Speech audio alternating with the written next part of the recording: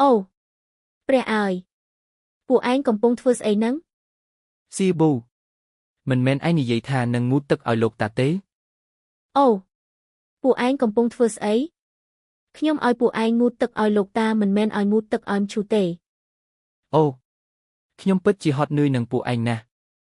ឆាប់បើកគម្របមើលទៅតើមានទឹកចូលទេឆាប់ឡើងអូត្រីមាសវាហាមអស់ហើយអូឆាប់បិទគម្របវិញទៅ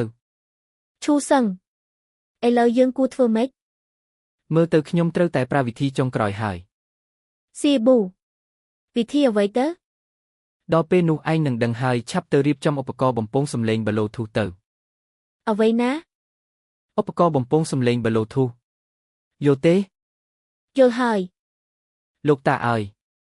ខ្ញុំសុំទោសផងសង្ឃឹមថាអ្នកនឹងមិនប្រកាន់ខ្ញុំទេអូសៀប៊ូនេះឯងកំពុងធ្វើស្អី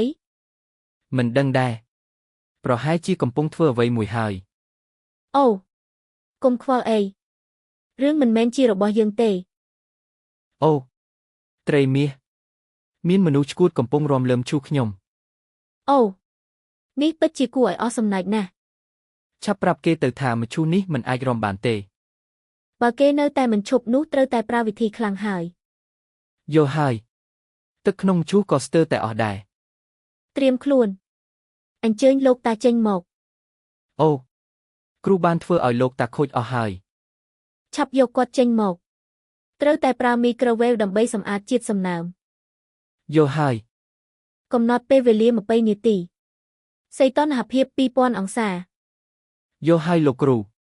ពួកឯងទៅបដូរខោអាវទៅហើយយកខោអាវខ្ញុំមកផងត្រៀមធ្វើពិធី